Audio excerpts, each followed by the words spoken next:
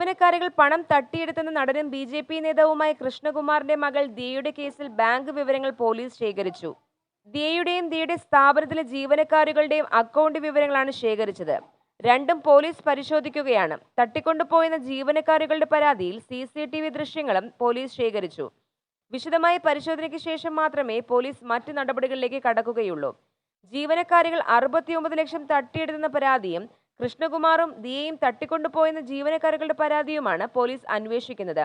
പണം തിരിമറി നടന്നുവെന്നാണ് പോലീസിന്റെ പ്രാഥമിക വിലയിരുത്തൽ. പക്ഷേ 69 ലക്ഷം നഷ്ടമായിട്ടുണ്ടോ എന്നതടക്കം പരിശോധിക്കണം. ദിയയുടെയും ജീവനക്കാരുടെയും അക്കൗണ്ടുകൾ വഴിയുള്ള പണമിടപാട് വിശദമായി പരിശോധിച്ചാൽ മാത്രമേ ഇതിൽ വ്യക്തതയുണ്ടാകൂ. അതാണ് പോലീസ് അക്കൗണ്ട് വിവരങ്ങൾ ശേഖരിച്ചത്. തട്ടിക്കൊണ്ടുപോയെന്ന പരാതിയിൽ നഗരത്തിലെ CCTV ദൃശ്യങ്ങൾ പോലീസ് പരിശോധിക്കുകയായിരുന്നു. പണം തിരിമറി നടത്തിയെന്ന് ജീവനക്കാരികൾ സമ്മതിക്കുന്ന വീഡിയോ കൃഷ്ണകുമാറിന്റെ ഭാര്യ സിന്ധു പുറത്തുവിട്ടിരുന്നു. പക്ഷേ ദിയ നികുതി വെട്ടിക്കാൻ പണം തങ്ങളുടെ അക്കൗണ്ടിലേക്ക് മാറ്റിയെന്നാണ് ജീവനക്കാരുടെ വാദം. ഭീഷണിപ്പെടുത്തിയത് കൊണ്ടാണ് 8 ലക്ഷം കൊടുത്തതെന്നും ഇവർ പറയുന്നു. പക്ഷേ ദിയ കൃത്യമായി നികുതി അടച്ചതിന്റെ വിവരങ്ങൾ ഉണ്ടെന്നിരിക്കെ ഉന്നയിച്ച ആരോപണങ്ങൾക്ക് ജീവനക്കാർ തെളിവ് നൽകണമെന്ന് കൃഷ്ണകുമാർ വാർത്താസമ്മേളനത്തിലും ആവശ്യപ്പെടുന്നു. പണം നഷ്ടമായതിൽ പോലീസിനെ അറിയിക്കാതെ ജീവനക്കാരെ വിളിച്ചു വരുത്തിയത് ശരിയായില്ലെന്നാണ് പോലീസ് വിലയിരുത്തൽ.